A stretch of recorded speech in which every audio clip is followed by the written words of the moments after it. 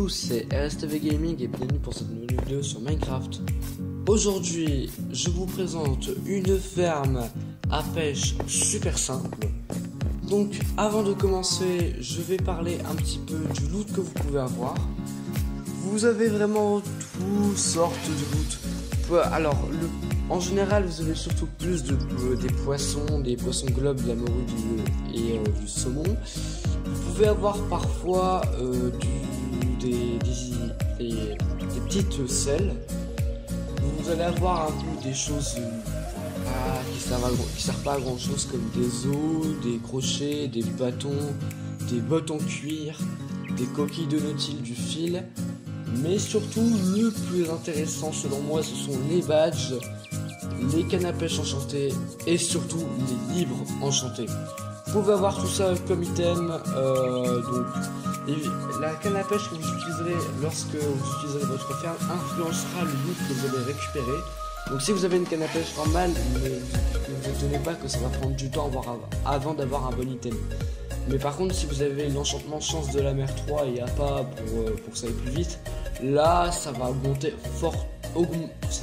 énormément vos chances. Donc voici les items dont vous aurez besoin. Donc vous pouvez faire pause si vous voulez pour les voir. Je précise que vous avez besoin d'un bloc random en plus. Mais c'est tout. Donc on va commencer la ferme en posant un coffre. Et après vous allez mettre des pancartes. Donc un devant, un à gauche, un à droite. Donc une fois que vous avez fait ceci, vous allez prendre les 3 trappes. Vous allez les mettre derrière comme je le fais, mais pas sur le bloc au centre, c'est très important. Donc maintenant vous allez mettre de l'eau dans le coffre, donc c'est censé flotter comme ça. Et vous allez mettre un seau de morue. La morue doit être renommée comme vous voulez, mais elle doit être renommée pour éviter qu'elle disparaisse. Vous allez creuser un trou de repérage, c'est assez important, vous comprendrez pourquoi. Donc vous allez faire un escalier pour accéder au futur loot. Donc faites-le assez profondément. Donc le trou que vous avez fait, le trou de repérage doit être de 4 blocs, donc là je me suis trompé mais je vais régler. 4 à 5 blocs en fonction de comment vous mettez l'entonnoir. Moi je vais le faire de 5 blocs parce que l'entonnoir sera au-dessus du coffre et pas sur le côté.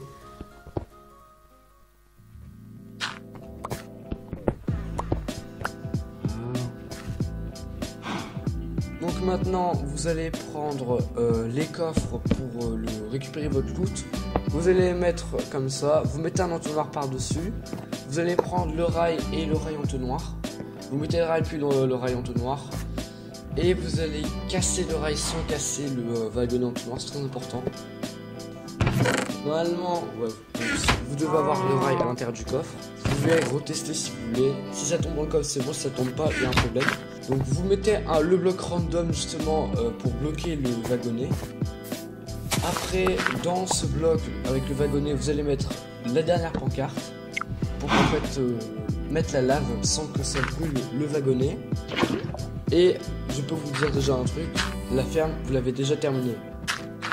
Donc on va faire une petite séance de test. Donc, là je pêche, il faut bien viser la pancarte lorsque vous pêchez en fait.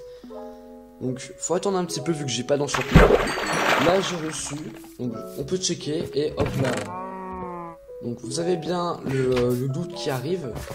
Donc ce n'est pas une ferme AFK, j'en ferai une après qui sera un peu moins simple à faire.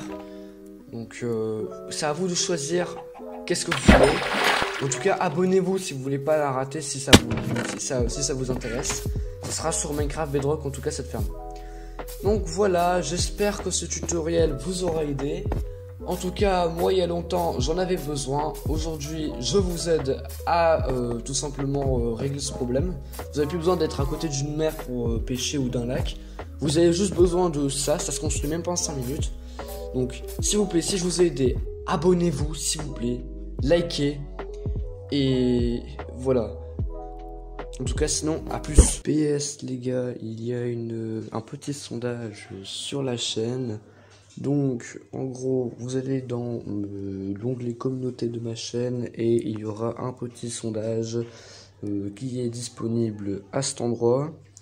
Donc vous pouvez voter, ça dépend de l'avenir de la chaîne, ce que vous allez faire. Et en tout cas, s'il vous plaît, votez nombreux. Enfin, soyez nombreux sur ce vote, quoi, parce que j'en ai vraiment besoin.